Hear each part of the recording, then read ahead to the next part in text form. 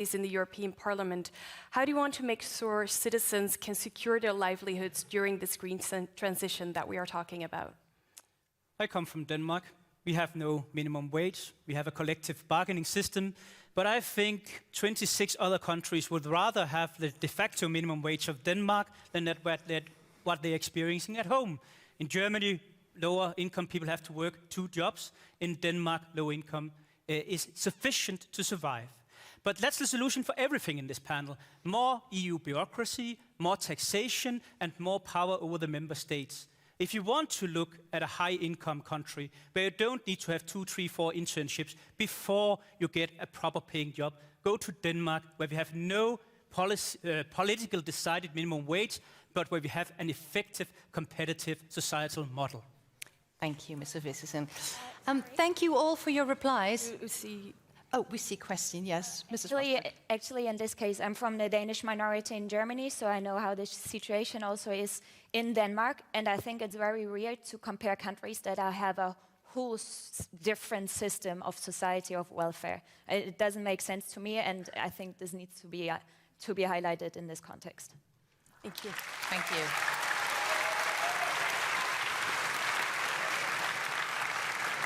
Mrs. von der Leyen. I want just to add to the topic of competitiveness and the European Green Deal. The European Green Deal is not a problem of competitiveness. On the contrary, it's the solution for the competitiveness of our economy. Because what hinders our economy? It's the lack of skill, for example. It's the lack of digitalization. It's high energy prices. And if you want to get the energy prices down, you have to invest in renewable energy. Renewable energy is homegrown, good jobs at home here, and it lowers the prices. So the European Green Deal is the solution for the competitiveness of the European economy. Mr. Eickhout. I'm happy to hear that, because we were discussing agriculture, and unfortunately, Madam von der Leyen, what we have seen is that you are lowering and really watering down the Green Deal for our farmers, as if green policies are the problem. The real problem of our farmers is they don't have a decent income. The profits go to the agro industry, they go to the supermarkets, they determine the prices and not the farmers. If you really want to help the farmers, you need to do something about our market model where the farmers are paying the price. And instead of that, you are pretending to help them by just removing some green policies. That is scapegoating green policies over the back of the real concerns that the farmers have.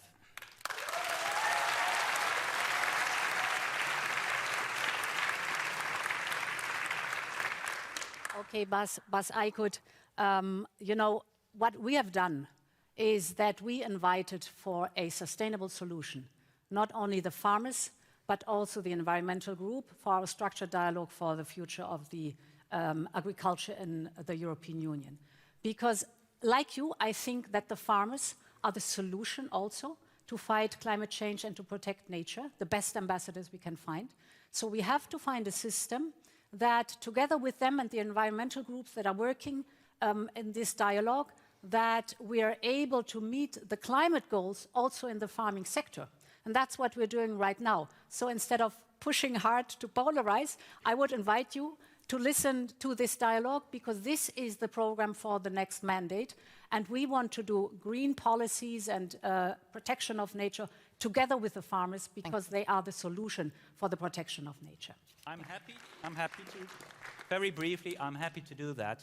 But then in the meanwhile, why are you withdrawing our policies on reducing pesticides, which is not helping the farmers, because also the pesticides kill farmers?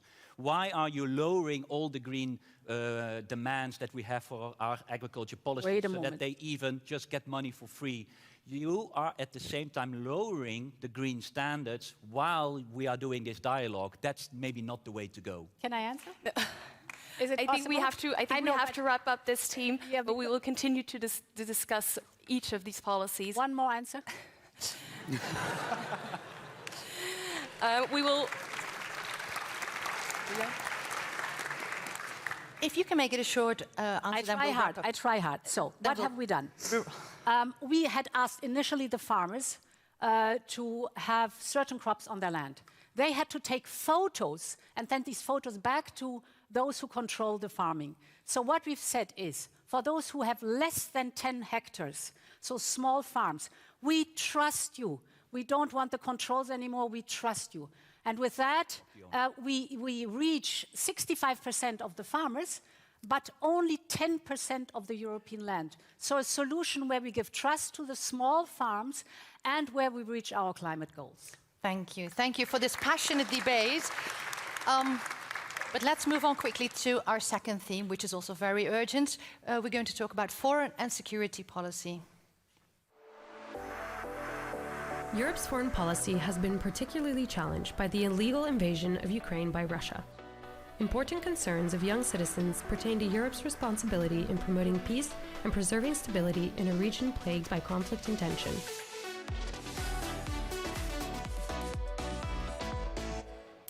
We will again kick off this team with a general question. How should the EU step up its foreign and security policy in this changing geopolitical world? Mrs. Strack-Zimmermann, you have the floor. Yes, thank you very much.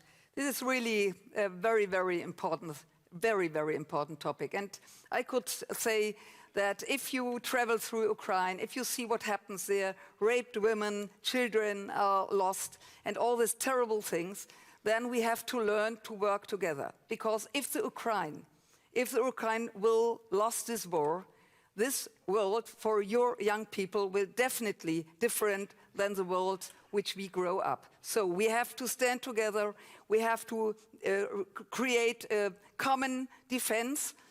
Especially, nobody knows what will happen in the United States. So we have to wake up as a European Union. We are a strong continent with 450,000 people, and we have to do more, and we have to start now immediately. Thank you. Mr. Schmidt. Mr. Schmidt, you want the EU to be an efficient promoter of defense, you said. Are you in favor of so-called defense bonds to issue joint European debts to invest in weaponry? Well, I think that Europe needs to build up a serious security and defense policy. It was initially, by the way, decided here in Maastricht. Unfortunately, it took a lot of time before now we became aware that defense is absolutely crucial for Europe. For the time being, we depend on a vote in Wisconsin if the president of the US continues to support Europe or not. And we depend on an aggressor on our eastern border. So I think defense policy has to be a core issue and it has to be financed. And that's why I think we need a special defense fund, but we need also more integration, more cooperation, more common purchases of all kinds of military equipment. Thank you. Mrs. von der Leyen, you advocate for a defense commissioner for more investments on defense. How do you respond not only to Mr. Vistisen next to you, but also to several European capitals who are concerned about a European Commission power grab? So, by being very clear, we have the member states' responsibility, that is, for example, the organization of the troop, the deployment. So all these topics are member states. But the single market, the industry, that is European Commission competence. And the defense industry then is also European Commission competence. And investing in the defense industry is necessary because the risks for Europe that we see right now are clear and present. We need a stronger Europe. We need economic strength, but we also need military capabilities made in Europe. I want good jobs that result from these investments here in Europe, and I want military capabilities made in Europe so that we have interoperability between our troops. This is competence of the European Commission and the European level to work on the single market, and therefore this is my answer. Thank you. Mr. Vistisen, you are calling for more national sovereignty on defense. But how can the EU provide sufficient deterrent against Russian aggression if the different countries cannot work together? That's the job for NATO and for every single European country who is a member of NATO. That's where the deterrent lies. We don't have nuclear capabilities in the EU, neither should we have it. So we can never be a deterrent. But let's be honest about what all of this defense talk is really about. It's about your vision to have a new treaty where you abolish the veto right on foreign policy, on security policy, on taxation policy, where you want to create a EU presidency and where you want a real foreign affairs minister of Europe. This is sort of the camouflage that the Ukraine war is being used by you to drive this European integration through. And if you really want to see who is contributing in Ukraine, you would see many of the statesmen who are talking the loudest, including Macron, falling short and not delivering anything on military capability in Ukraine. Thank you. Mr. Ecker, do you want to respond? Yeah, to be very honest, I'm getting a bit tired. We are having here a person that is standing there on behalf of the ID group. All the problems that we're seeing now with Russia buying influence to the AfD, it's your ID group. It's China buying the Flemish party that is part of your ID group. We see how China is also influencing within this same AfD party. We see Russia in France from your party, the FPV Austria, your party. Maybe before you are teaching everyone, clean up your own house.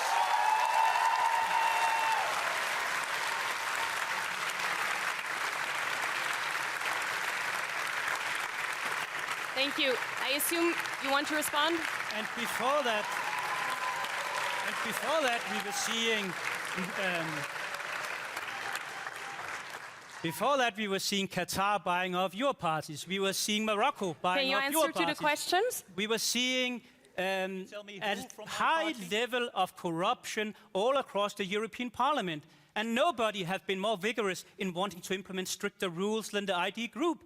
And if there is a criminal case against any member of the ID group, we will take it seriously. But when there is a criminal case against the Commission President, you want to re-elect her. That's the difference between your hypocrisy and our right to rule. Mrs. Strack-Zimmermann, you wanted to react?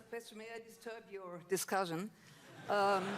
You have definitely more experience in European Union. So my question, where are you the last years? I have no discussion in the European Parliament about the situation, and we have to do it now, and maybe somebody could explain me, where are you? It's nearly too late, because if we don't do more, absolutely more for Ukraine will lose this war, and this would be a catastrophe for the whole world, not only for Europe.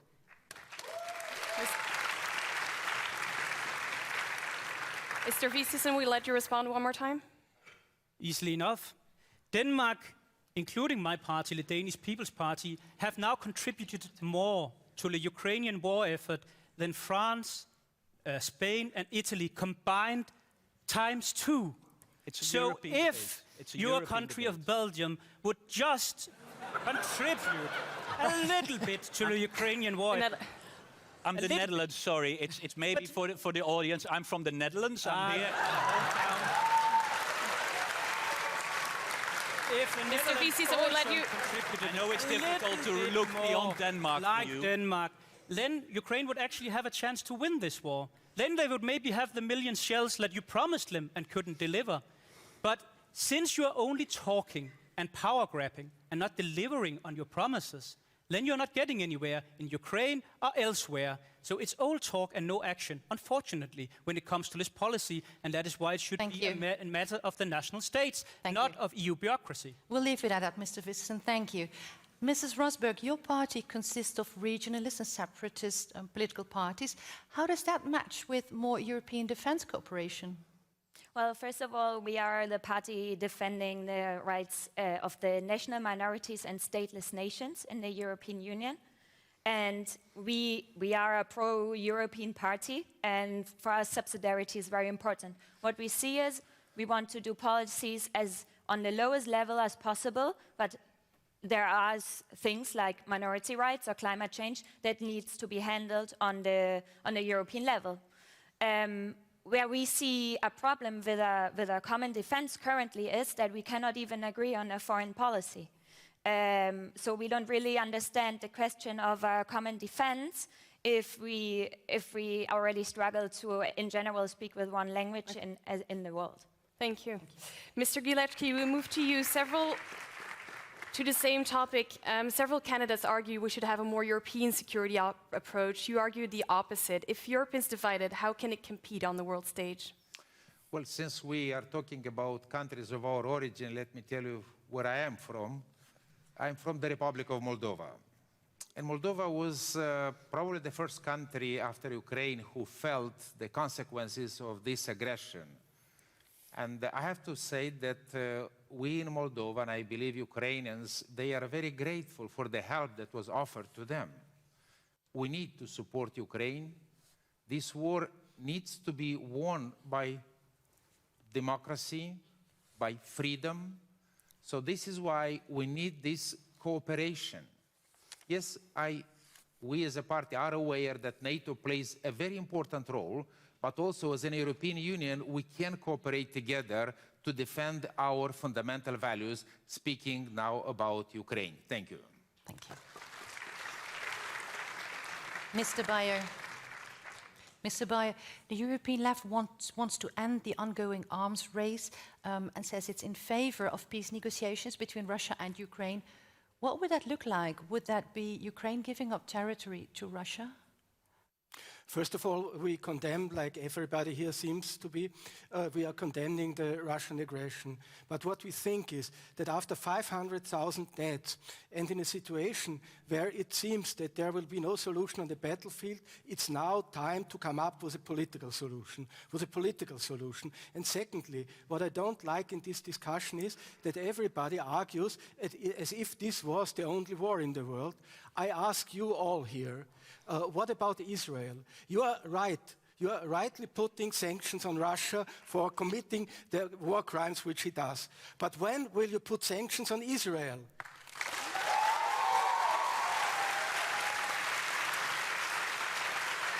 I mean, Mr. Bayer. But Mr. Bayer, I would like to come back to our question. Would it look like peace negotiations, would it look like Ukraine giving up territory to Russia if you say we need a political solution? Political solution means that the people concerned, which is the Ukrainian government, which is the Russian government, which is NATO, which is the US, discuss how to come up to a ceasefire and end this manslaughtering in the Ukraine. I cannot understand how anybody could defend their idea that we should continue this war until when? Until the last Ukrainian soldier has died? Mrs. von der Leyen, please. I'm getting tired of hearing that because, I mean, beg your pardon, but I have been 7 times in Ukraine. I've been in Bucha. I've seen the body bags. If you want to end this war, Putin just has to stop fighting. Then the war is over. And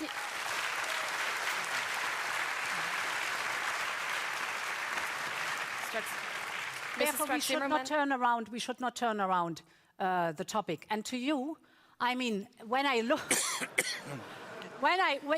When I see what your AfD colleagues, the lead candidates, have done, they are under investigation for being in the pocket of Putin. And if you look at the electoral program, you will see that it echoes the lies and the propaganda of the Kremlin. So clean up your house before you criticize us.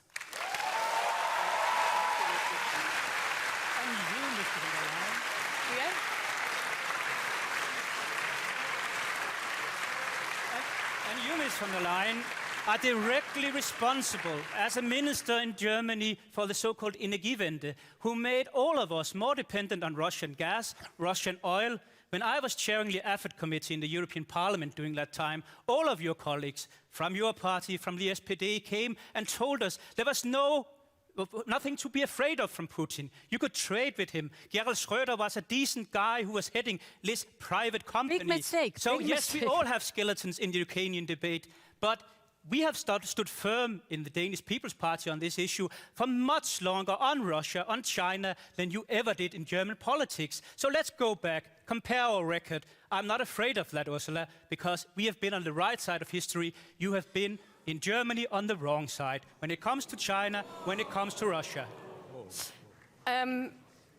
Mr. Bayer, you put up your jolly card, which is the first one in this debate. Go ahead.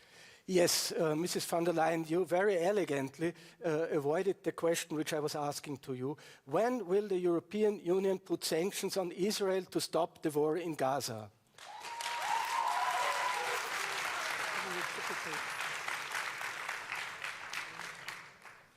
I have been in the kibbutz Kfar Aza right after the attacks, and I've seen the bodies. And I've been very clear in my interaction with the Israeli government that Israel has the right to defend itself within the limits of humanitarian law and international law. And I've been to Rafah, the border crossing point. And I must say, to see how many innocent civilians are dying, especially children, is unbearable and it is unacceptable. And therefore we need a ceasefire. We need the ceasefire now. We need the release of the hostages now. And we need to sit down and work on a two-state solution because this is the only solution that will bring peace to the region. Okay.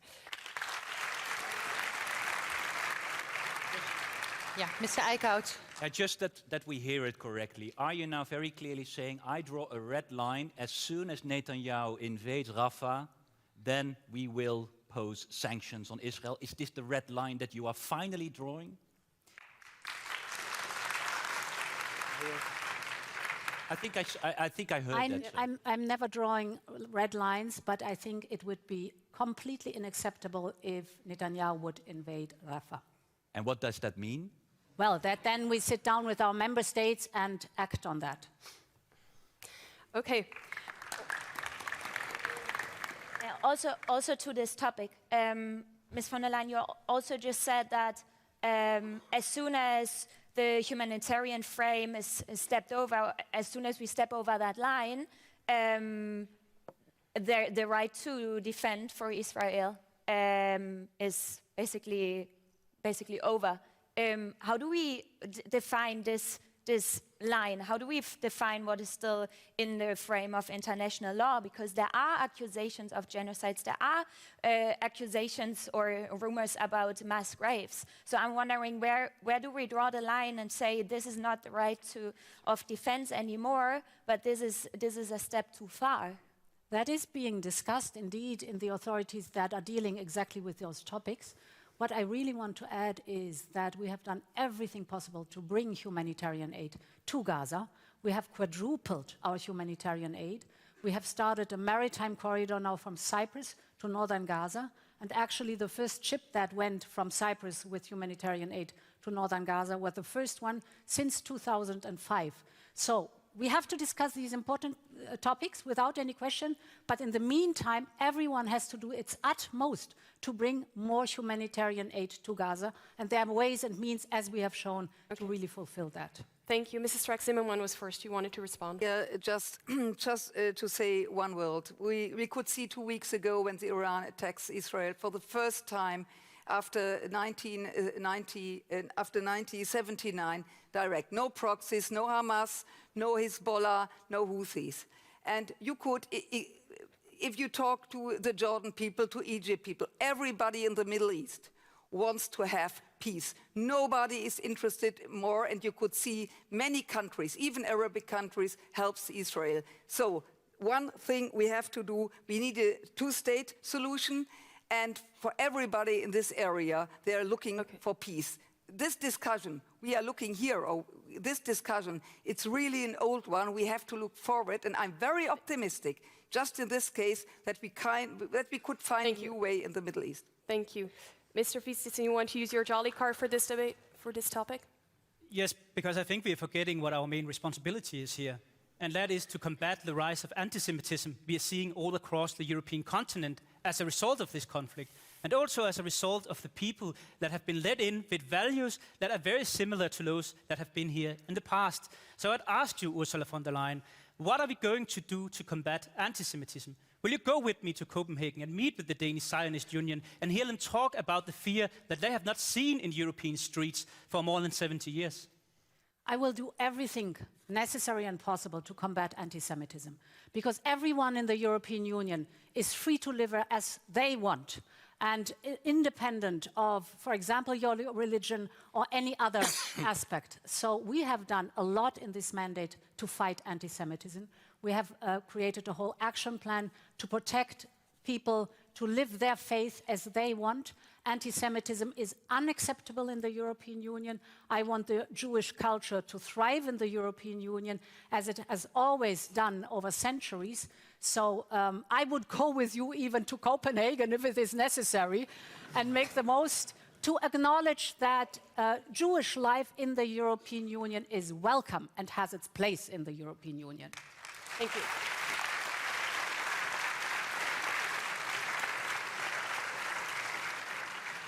Mr. Bayer, you were waiting to give a reaction. Yeah. My father survived Auschwitz, and I find it simply ridiculous to hear from a representative of a far-right party presenting himself as a defender against anti-Semitism.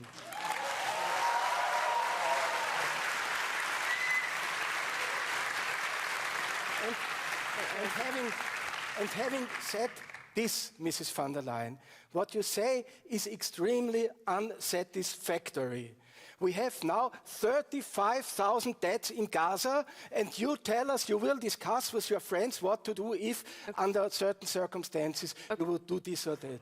Unacceptable from my point of view. For the people in Gaza, now every day is a 7th of October. We must stop this, and we want the European Union to take action and not tolerate this going on further. Thank you. Mr. Vistisen, we'll give you a chance to respond to this before we move on. So let's join me in Copenhagen, where the head of my list is a Holocaust survivor, where he was saved by the evil right-wing Danish resistance to Sweden, as we saved 95% of our Jewish population in Denmark. Friends from the left to the right did that. I'm very proud of that. And I hope that we can use those examples in European history to now save our Jewish population. But from the extreme left, we are seeing and hearing anti-Semitism this day, also in the European Parliament, and I find it despicable. Okay, thank you. We will now look at a question from the audience to move on to our next questions. Hello, my name is Christelle Saval and I'm the president of the Young European Federalists Jeff Europe. Together with Make.org, we launched this huge consultation across the EU asking young people what they want for the future of Europe. We gathered more than 5,000 proposals, 1.5 million votes, and one of the 15 proposals their consensus on, the Agenda of Hope, is strengthening EU voice in diplomacy. So what are your plans to do this? To change the treaties, remove the unanimity principle, and move towards a more united foreign policy that we all need? Mrs. Strack-Zimmermann, you want to get rid of this principle where each European country can veto decisions on foreign policy. How will you convince Hungarian Prime Minister Viktor Orban to cede his veto power? Okay, I just understand not every word what she said. It was very fast. Sorry about it. Maybe you could repeat it what she said. The main thing was indeed how can we be more efficient in our foreign policy discussions when it comes to EU policy, for example, getting rid of the unanimity principle. Okay. Yes, of course, we have to, I mean, we are living in a democracy, and it's not absolutely, you couldn't explain to nobody in Europe that there's one country stop everything in the European Parliament. And for the first, we have to change this principle. Majority is majority, and you could see with Hungary what happens that one state could stop everything. And I tell you, from my view, it's really strange that Viktor Orban went to the toilet for 10 billion euro because nobody wants that he tells us that he don't want to help the Ukraine. And I think we have to do a lot. Majority is majority. Thank you. Mr. Ghilecki, how will you ensure that Europe remains united in the wake of international security threats? Well, Europe can and must stay united in front of these threats. But I believe, if we come to this question, that at the same time we need to convince each other. Our unity is in diversity. Our unity depends on how we are able to build bridges, to cooperate with each other. If we want to twist the hand of somebody, I don't believe this is sustainable. This is just a moment, but we think of the future. So for us, it's very important to stay as long as needed, but to find solutions, to find that common ground, and to keep Europe united in diversity, as we have the motto for the European Union. Thank you. Thank you. Mr. Bayer, in the past, the European left has had a long ideological link with the Chinese Communist Party. How would Europe navigate China's increasingly assertive behavior on the world stage? Well, China is a huge country, and we don't have special relations or special discussions with the Chinese Communist Party. We say it has to play a constructive role when it comes to climate change, when it comes to ecological transformation, and when it comes to maintaining peace. And yes, we would see also China influencing Russia to stop the aggression in the Ukraine. But that's not a matter of ideology. That's a matter of real and practical politics. And I would wish that the European Union would be more actively trying to convince all parts of the global south, including India and China, for a peaceful and ecological responsible polity. Thank you. We now want to turn to another hot topic in EU's foreign policy, and that is migration. Mr. Eickhout, you oppose the EU's migration deals, which they have struck with countries such as Tunisia or Egypt. A majority of Europeans do, however, want more controlled migration. So how would you tackle this? First of all, I have to say that I have a bit of a problem that the organizers have put migration in a corner of defense and security. That is, to me, a problem.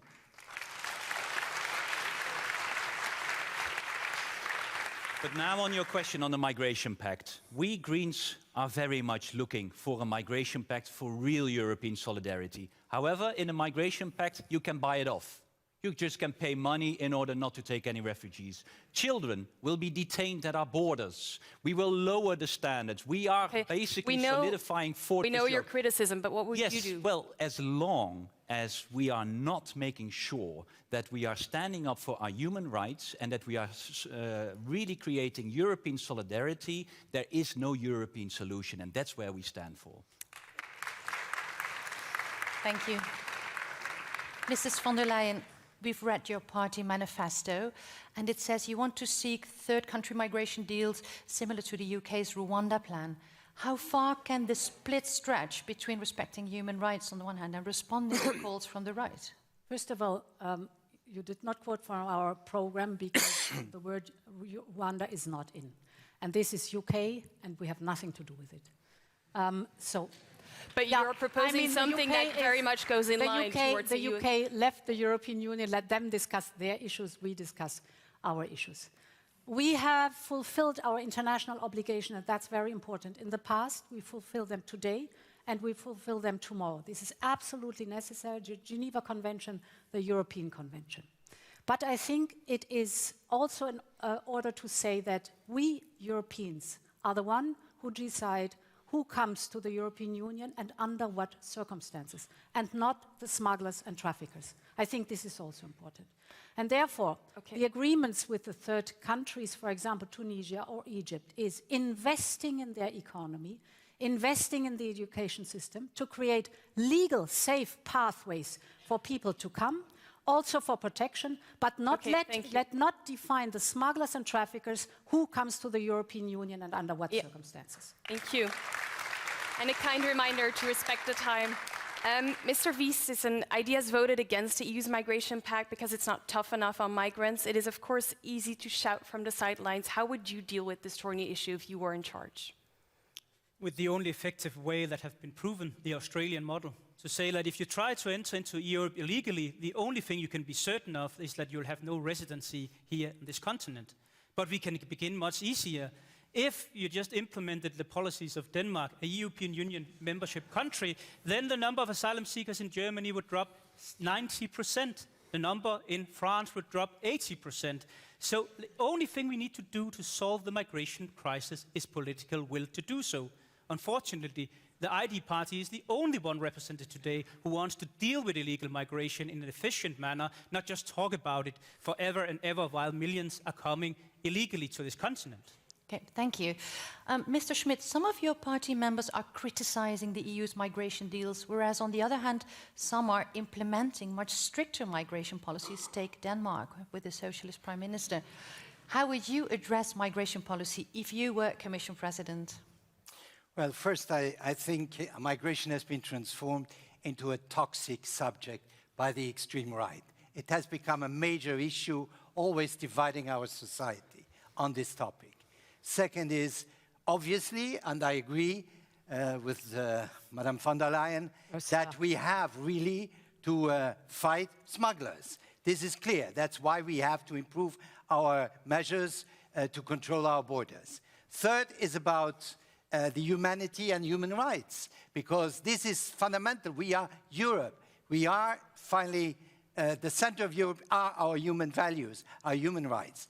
And the third is about procedures. If people are there for months and years, how can you send them back? So return is the other side of the coin, and that's why we have to activate, we have to better organize, we have to give people also the chances. And we have not talked, by the way, about legal migration, because Europe needs legal migration. We're going to stop you there. Thank you very much. Mrs. Roseberg, you wanted to... Yeah, I find it very interesting that in this context it has not been mentioned that actually, and also the far right in this context, you don't want people to come to Europe, but you are also against one of the main reasons why people actually are coming and will be coming in greater amount in the future, and that's climate change. Okay. Thank you very much for your answers. We will now turn to our third and last theme for tonight, EU democracy. The European Union's effectiveness in multi-level governance has come under intense scrutiny in recent times.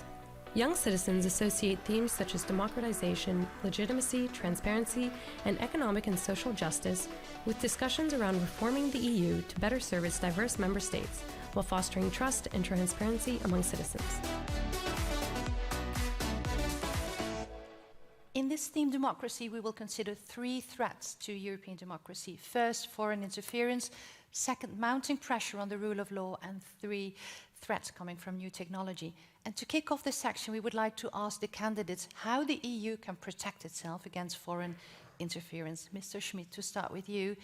The European socialists have been hit by investigations into members of your group for allegations of corruption by foreign countries. How will you restore the trust of European voters? Well, I think we have taken all the measures, really, to fight all kinds of interferences or corruptions. This was a case, indeed, and we have excluded all the persons who have been involved in it. This was a special case. Now, we see that there are systematic interferences, systematic influences, and it has already been said, especially on the extreme right, where we see that these parties are financed by Putin. They are really encouraged by Putin to support also his policies of aggression. So I think we have to be clear. We have to show what happens. In the European Parliament, there is now a committee dealing with these interferences, and I think this has to be made public, and we have to fight any problem with interferences. Thank you. Mrs. von der Leyen. Throughout your campaign, you've been criticizing the far right when it comes to foreign interference, but shouldn't the EU have been more alert, more prepared? Yes, of course. I mean, when you have 27 member states and 450 million people working together, it's not all perfect. So let's work on that one. But I think it is very important that we should not be distracted from the real problem, and these are the proxies of Putin, who try to destroy the European Union from within through disinformation and for polarization. And we see an example here tonight. So we have to be very clear that we are not willing to accept any kind of interference. And there we also have to make sure that the cyber interference is being controlled. But it's a tough fight.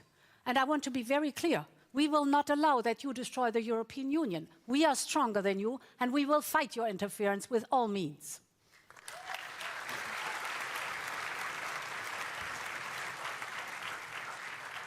Mr. Eickhout, you put out your jolly. Who is it you want to ask a question to? Jolly good now. So this is to Madame von der Leyen. You have been very clear, and where we can really agree on, you said, I will in the future only work with parties that are pro-Ukraine, pro-democracy and pro-Europe. But every time when you then gave examples, you always talked about the party of Mr. Vistisen. So you only mentioned ID. I think our voters need to be clear, where do you stand on ECR? Where there is a Vox, where the leader of Vox is saying, you know, the best times of Spain were under Franco.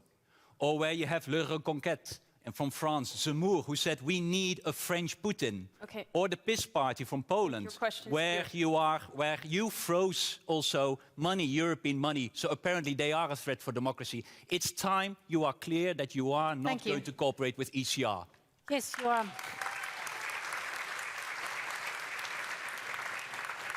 So first of all, it's the European Parliament that has to find majorities. You are mentioning peace where we froze the money, you are right. Now we have the Tusk government, so we were able to de-block the money because they fulfilled the conditions. Actually, this is the same with Hungary. Hungary, there are certain obligations if you want to access the European funds. Hungary did not fulfill these obligations, so we have frozen money.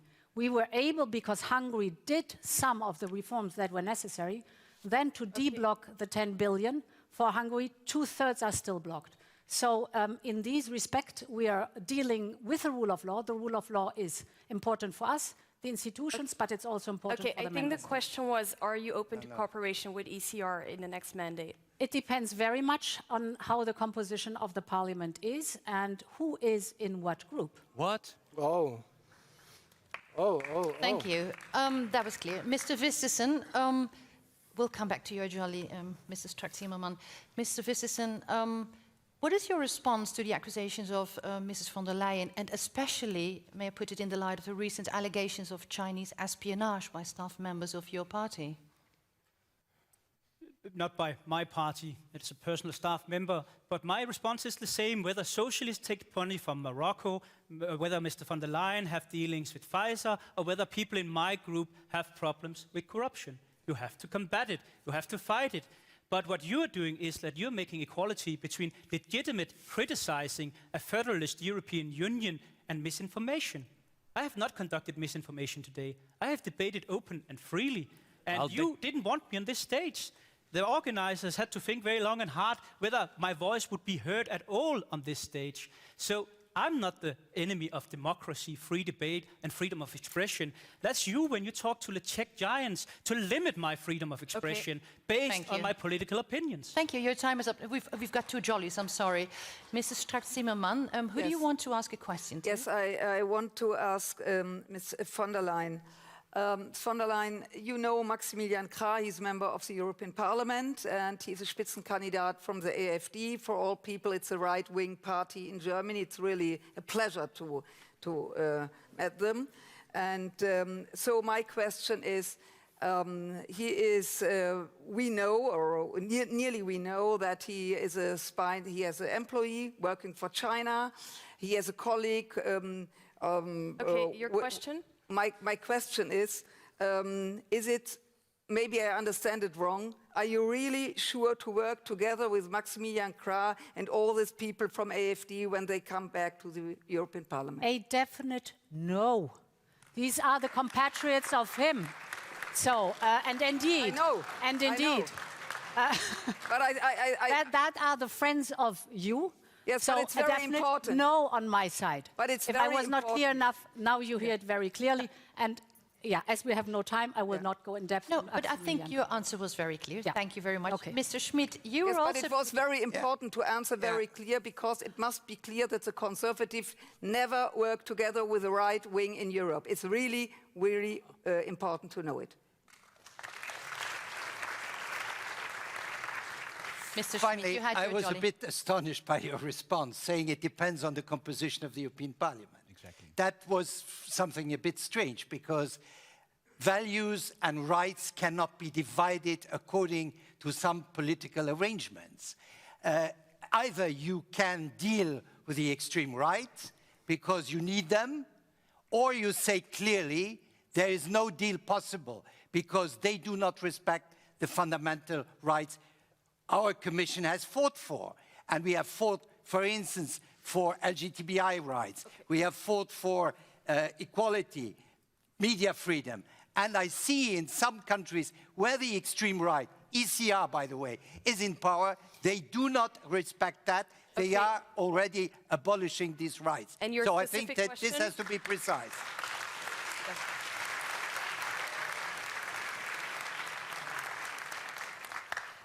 Mr. Vistisen, I'll give you one more chance to, you wanted to respond to? It's just a very strange question, because I remember a time where a socialist president of Malta and a prime minister of Malta had journalists who were killed, and there was not a sufficient investigation. I remember you were sitting with the now prime minister of Slovakia as well. No. And it seems like there's a double standard on what you are accepting. And it seems like you want to label all Europe's problems on me, and I can bear it. But you are the one who have been in charge. So if things are running so poorly and so bad, try something else. And Denmark is a vibrant democracy, even though that we have been part of the political establishment for more than 20 years. And I wouldn't change it for the world. Okay. Okay, thank you. Thank you. We're going to look at another threat that comes from technology now, Mr. Bayer. Sora is the name, we'll come to you, Ms. Gilecki. Sora is the name of the next AI model to be launched very soon. And that model instantly creates text to video. What is true and what has truly happened will soon be impossible to tell. Should Sora be introduced just like that, Mr. Bayer? I share the opinion that we must be very careful in introducing AI models. AI can be very beneficial in many fields, but at the same time, it's a very dangerous technology, and it must be democratically controlled. It must be based on the principle that humans are the ones who control it.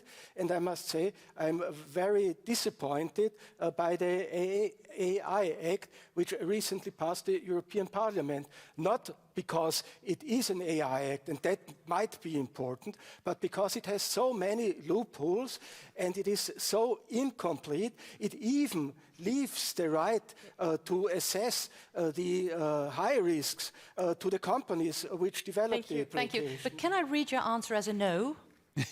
I would say, let's be careful and let's look what happens. I would neither say yes and no. Oh, okay. Thank you. Mrs. Strack-Zimmermann, social media, free enterprise is profit-driven, used by anyone, including enemies of democracy. Is that incompatible with the democratic importance of public space, such as social media? First of all, social media, it's our today, and we have to look forward. We use it, everybody uses it from morning, so we have to see what happens in social media. And all who are responsible for the platforms of social media, there are rules. And we have to look forward, for example, TikTok and otherwise, what happens there. So social media, it's important. We couldn't stop it. We need rules. But on the other hand, there are responsible for these platforms who we are connected with. Mrs. von der Leyen, to follow up on that, the US is considering a ban on TikTok because of its ties with the Chinese government. We leave TikTok unrestricted. If you return to the Commission, what would you do about it?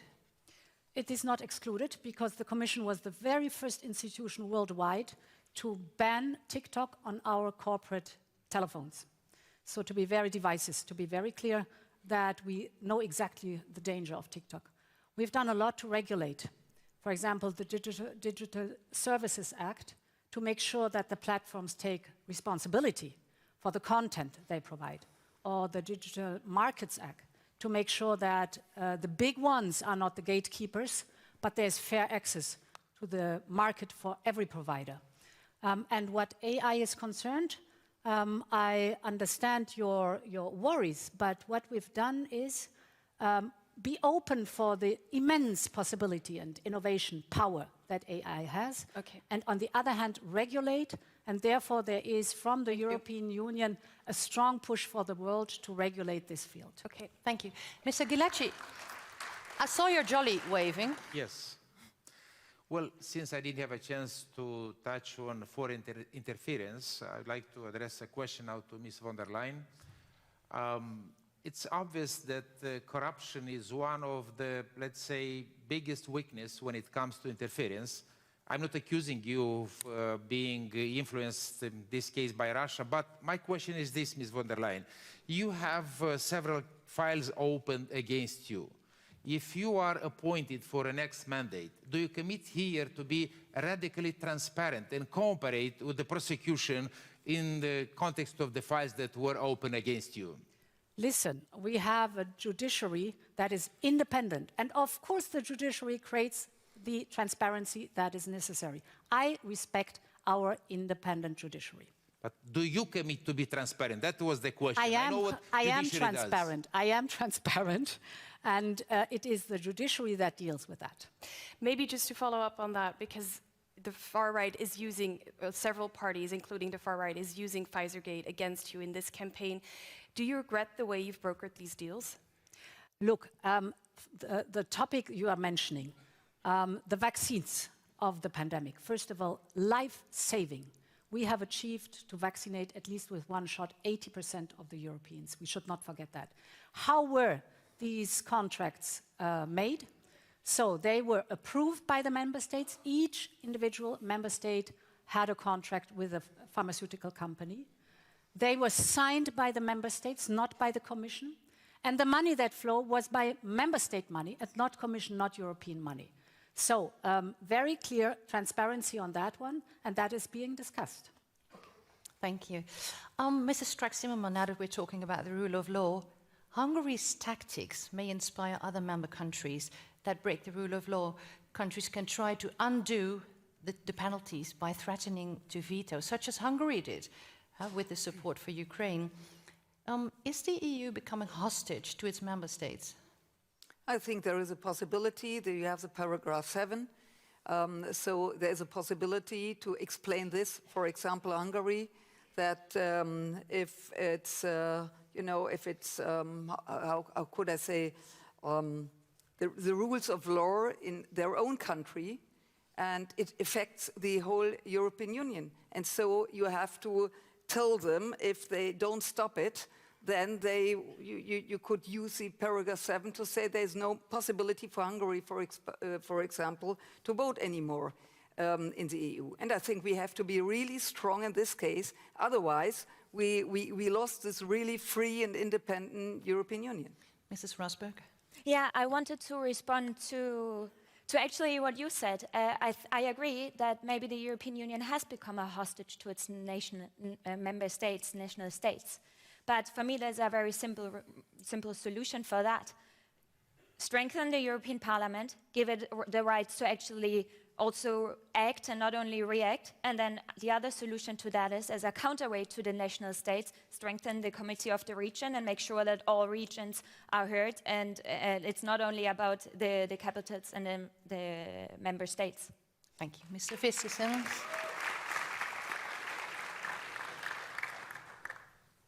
Yep, but I think, again, the fundamental problem here is it's a power grab. You want to have more legislation, but at the same time, you want to abolish the veto right, but you also want to enlarge the European Union with countries that have a far worse track record than Orban Hungary. So it doesn't add up.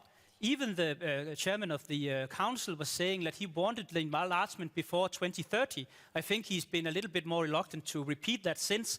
But when you're talking about 8 to 10 new member countries with a worse track record than what we know today, you are gambling with rule of law. And nobody wants to debate that because it's become a holy cow that you cannot debate the merits of this enlargement. Thank you. Mr. Ghilecki, fundamentally the EU is a democratic peace project. But nevertheless, we saw this rule of law dismantled in Poland, in Hungary, and now under threat in Slovakia. How can the EU better protect itself and its rule of law? By respecting the rule of law. So when we have a rule of law, we need to enforce that rule of law. This is why you have the European Court of Justice and we have European institutions that they need to tackle such situations. So I personally believe, as Ms. von der Leyen said earlier, that justice should be independent. And when it comes to an issues like this, the rule of law, somebody breached the rule of law, then justice has to say its word. Who is guilty, who broke the rule of law, and what should be the sanctions for the breaching the rule of law. So again, we cannot invent anything else that we already have here in place in every democratic countries. You have justice, you have judiciary, that they decide who broke the law and who not. Thank you. You will barely believe it, but it takes us to the end of our debate. We would now like to invite our candidates for closing statements of no more than 1 minute. We're going to start with you, Mrs. Rosberg. You have 1 minute. Take it away. Well, actually, I want to use this time to ask you here on stage one last question, and that is what you see when you look around in the room. Because what I see are 1,000 young people with dreams and hopes and imaginations of how their future will look. I will not become the next Commission President, and I will also not be an MEP. But most of you will. And I need you to remember this view. I need you to remember that when in power, you're not just deciding directives and regulations, you're deciding about the future of our generation. You're deciding whether we protect our democracy or walk into chaos, or whether we let borders unite us or we let them divide us. Those are the choices you need to make. If I could, I would know what I would choose. But most of all, I would choose a Europe our generation is proud to belong to.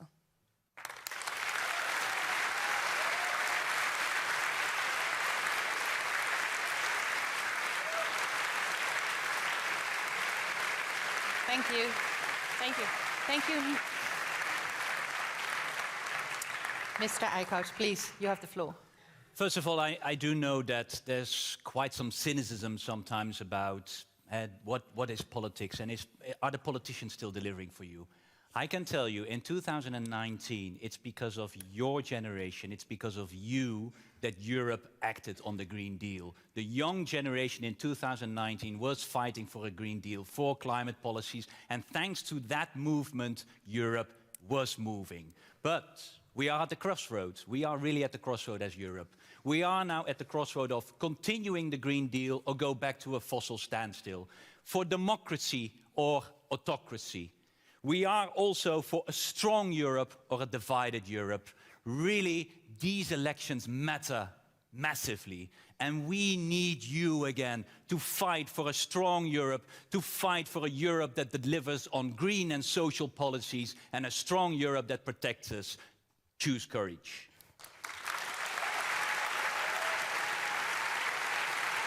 Thank you. Thank you. Mr. Vistisen, you have the floor for your closing statement. It's really a rather simple choice, because Europe have for the last 20 years been ruled by the Grand Coalition. So even though we can stand here for 1.5 hours to debate, when they go back to Brussels, they will form a big alliance and everything will be passed in that. There is only the ID group who is standing in opposition to that. So if you want the federalist EU state, you can choose them. If you want a cooperation of national states, you can vote for us. If you want more mass migration, completely unregulated, you can vote for them. If you want tight migration laws and secure borders, you can vote for us. And if you want to have more bureaucracy, more taxation, less economy here in Europe, please vote for them. If you want to be a free European citizen, able to fulfill the promise that this continent have, vote for us. It's so simple in this election. Thank you so much. Thank you. Mrs. von der Leyen, may we please have your closing statement? Yes, thank you so much. When I was walking in, someone asked me what motivates you every day. And I must admit I'm no more as young as Mrs. Rosberg and Bas Eickhout. I am here being a mother and grandmother already, but this shapes the view how I see the future. And Europe has brought us so much: peace, freedom, prosperity. But today, what I'm really worried about is that these values are under attack from within and from outside. And therefore, I advocate that we who love Europe, stand united and stand proud for a strong Europe, that we know that we want to build a majority for a strong Europe. And I want to build this majority with you, with my experience, with solutions, and with all my passion I have for Europe. And for that, I ask you for support. Thank you.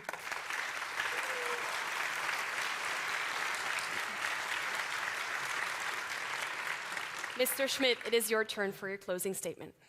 For Social Democrats and for myself, Europe needs courageous solutions.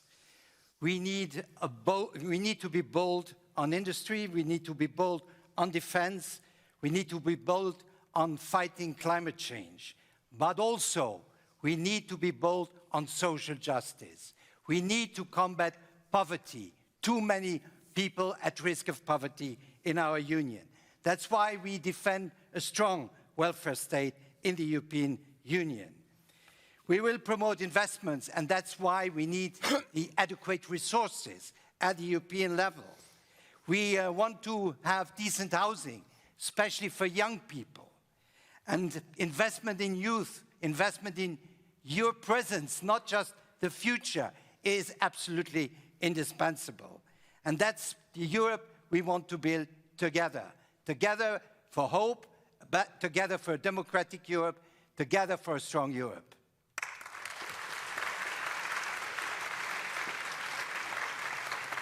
Thank you. Mrs. Strack-Zimmermann, please go ahead. Yeah, thank you very much. Today we debate several important issues, and I believe security was key. Our prosperity and well-being depend upon it. EU challenges need a unified approach, from addressing climate change to promote economic growth while bringing everyone along. Security has taken various forms: defense, personnel, climate.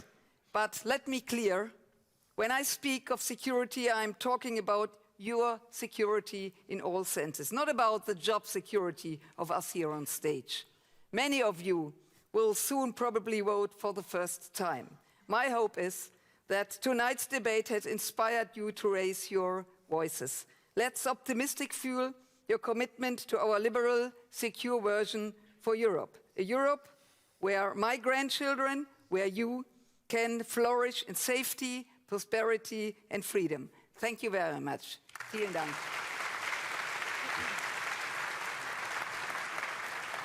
Mr. Bayer, the floor is yours. We say politics is about choosing sides. We choose the side of the social disadvantage. People who have troubles paying their bills and rent, parents who can't afford holidays with their kids, people who wait for ages in understaffed hospitals, women who still suffer the pay discrimination, young people who won't find affordable housing. We think that all these people and you deserve better. EU politicians so far have failed to deliver what they have promised. Now it even so that it can turn to the worse. You can change this, not only by your vote, but you should use your vote. We choose side. We want the better for the many and not more for the few. Vote for the left. Thank you.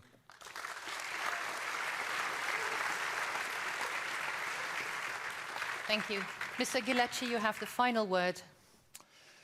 I was born and grew up in the Soviet Union. Half of my life I spent in the Soviet Moldova. Looking back and realizing that I'm here tonight, I can say that even in my wildest dream, I couldn't see that a former Soviet soldier would stay tonight in Maastricht in this free debate. But this proves that our dreams can become a reality. And I will encourage you to care for your fundamental freedoms. I am a blessed father of 3 children. My oldest son is here, and a grandfather of 7 children. But I care for Europe, for the future of Europe. And I believe that ECPM candidates, they deserve your vote in these June elections. So I encourage you to support them with their vote because they are defenders of these fundamental freedoms. And it is my prayer that God will bless Europe. Thank you.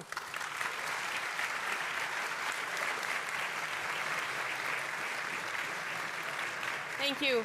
We would now like to return to our poll question from the beginning to see if this debate has influenced who you think should be the next European Commission President. You can return to Slido to cast your vote and make sure that you are in the post-debate room. Well, meanwhile, we would like to say a huge thank you to our candidates standing here. We look back on a meaningful and a passionate debate. We would also like to thank our audience in the room and online. And thank you to our dear partners, the Maastricht University, the City of Maastricht and the Province of Limburg, as well as Studio Europa Maastricht and Politico. Thank you. Now let's take a final look at your votes.